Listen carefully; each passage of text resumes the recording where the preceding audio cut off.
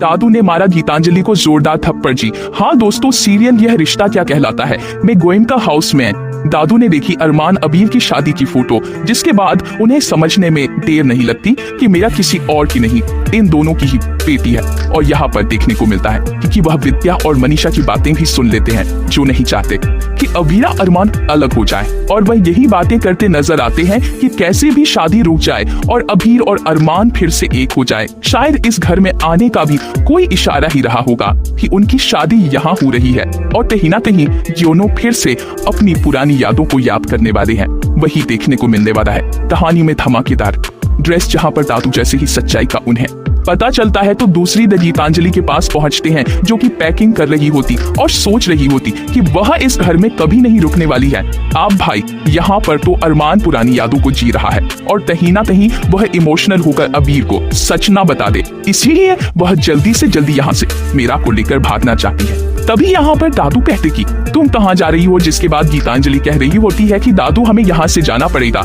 इसके बाद एडवोकेट, लेकिन तुम बात तो सुनो मेरी, जिसके बाद वह कहती नहीं, मुझे कोई बात नहीं सुनी है दादू, हमें यहाँ से जल्दी निकलना पड़ेगा।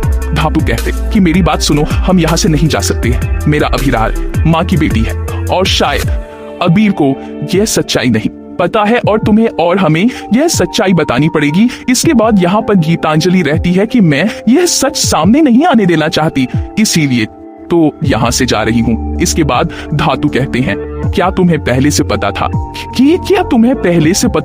कि यह अबीर अरमान की बेटी है और अरमान अबीना एक दूसरे के पति पत्नी है। इसके बाद गीतांजलि कहते हैं, मैं माउंट आबू से उदयपुर आई थी, तभी मुझे पता चल गया था।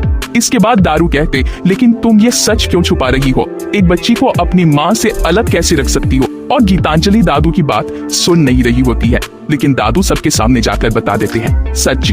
जी हाँ दोस्तों, अपकमिंग ट्रैक में देखने को मिलने वाला है कि दादू यहाँ पर सबके सामने जाकर यह सच्चाई बताने वाले होते, लेकिन गीतांजलि कहती कि दादू आप मेरे साथ ऐसा धोखा नहीं कर सकते, आप ही सच्चाई नहीं बता सकते हैं। किसकी बात दो दद्दू को रोकने की कोशिश करते हैं और दादू यहाँ पर गीतांजलि को सबके सामने थप्पड़ मार देते हैं और कहते तुम इतनी खुदगर्ज कैसे हो सकती हो, और मेरा का हाथ पकड़कर सीधा अबीर हाथ में दे देते हैं, नहीं आता। इसके बाद दादू हाथ जोड़कर अबीर से माफी मांगते हैं कि मुझे माफ कर दो बेटी, मुझे नहीं पता था कि गीतांजलि और अरमान तुमसे इतना बड़ा सच छुपा रहे हैं और तुम्हें धोखा दे रहे हैं। यही तुम्हारी भूखी है, जिसकी बात सब शक हो जाते हैं। जी हाँ दोस्तों, अपकमिंग ट्रक में देखने को मिलने वाला है कि फाइनली दादू की इस बात का खुलासा करेंगे और यहाँ पर गीतांजलि कहेंगे कि तुम्हें इतना खुदगर्ज नहीं होना चाहिए, तुम्हें उल्टा अबीर को खुद यह बात बतानी चाहिए थी। इसके बाद गीतांजलि यहाँ पर फोटो नजर आती है और यहाँ पर अबीर को समझ नहीं आता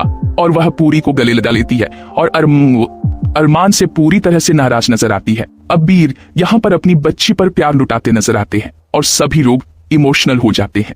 भैया अभी तो उसका इंट्रोडक्शन अपनी फैमिली से हुआ था, वहीं पर अबीर गीतांजलि को धन्यवाद करती है कि उसने इतने साल तक उसकी बच्ची का ख्याल रखा और वह उसे भी यह भी कहती है कि आपने तो उसका पूरा बचपन जिया है। मैं समझ सकती हूँ कि आप इस बच्ची से दूर नहीं रह पाएंगे, लेकिन आप भी उसकी यशोदा मैया है, आप जब चाहे इससे मिलने आ सकती है या फिर हमारे साथ रह सकती है। जिसके बाद गीतांजलि रहती है कि अब तो शायद मुझे यहाँ से चले जाना ही सही है और वह आंखों में आंसू लिए वहां से अलविदा कह देती है। आप देखना दिलचस्प होगा कि क्या वीर अरमान को इसके लिए माफ कर पाती है या नहीं।